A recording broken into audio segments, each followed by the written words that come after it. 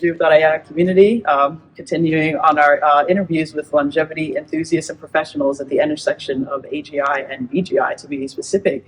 So can you tell everyone who you are and the amazing things that you're working on? My name is David Wood. I chair London Futurists. I am a foresight advisor to Singularity Net. And amongst other things, I'm the author of various books on longevity, including The Abolition of Aging and The Death of Death. And you're also on the LEV Foundation, right?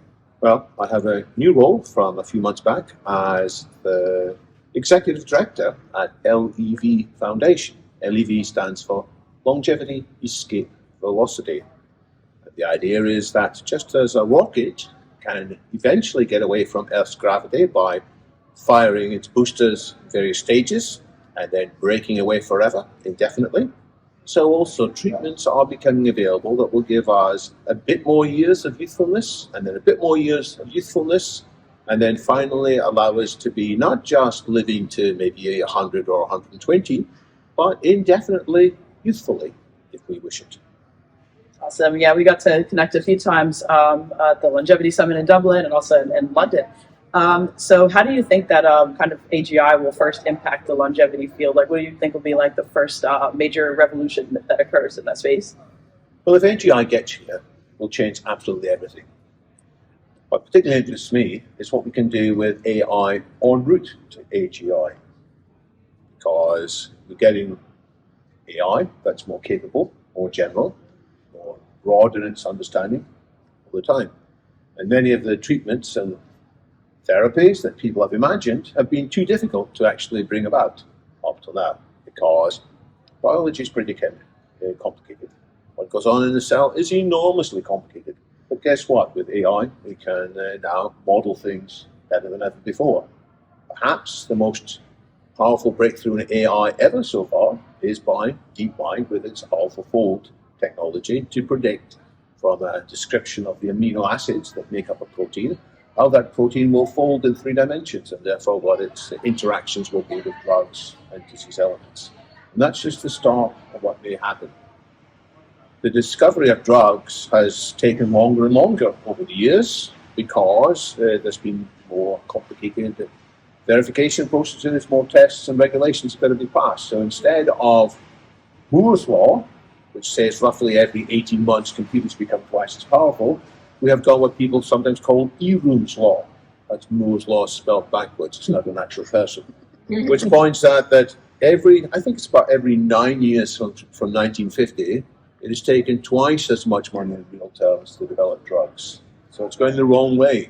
But AI has the ability to break out of that cycle because it can model parts of the human body, parts of the drug interaction much more quickly.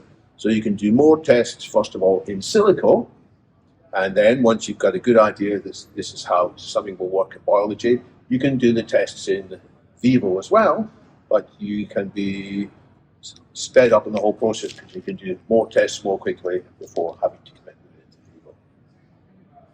And so beyond actually extending lifespan, how do you think the regenerative scene is going to go? Do you think we can actually reverse years and make ourselves kind of physiologically back to previous states?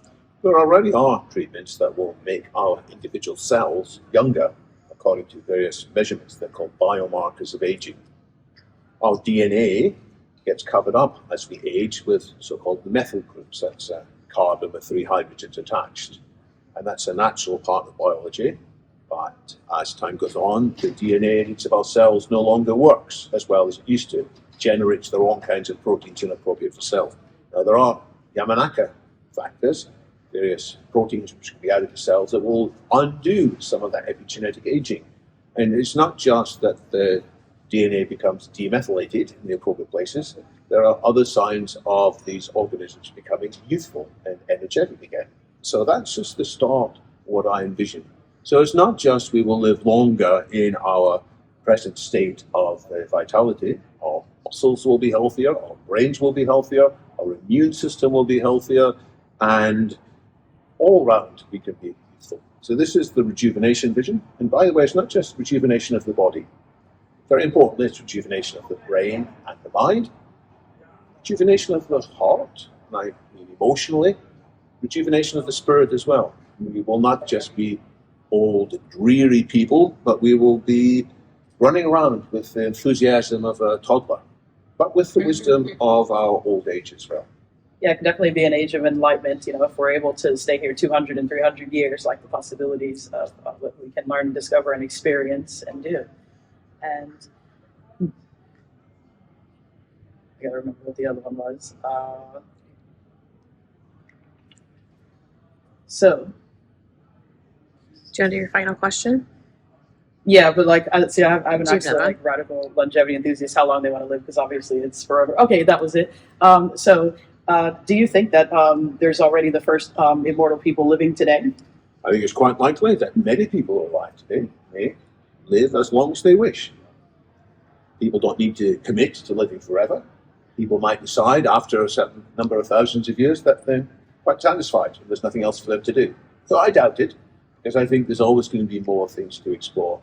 New parts of mathematics, new types of music, new Netflix series, not just on two-dimensional screens, but on multi-dimensional virtual realities that we will enter into. So I'm not anticipating any time soon that we will run out of things to do, or fascinating people to meet, or fascinating new literature to explore. But if people want to stop, deanimate, then that will be an option too. This is not about compulsion, this is about giving people choice.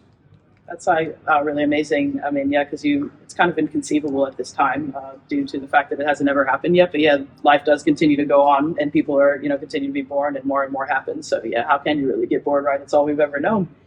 What do you think about mind bloating? Is that something that you think will be something that comes about?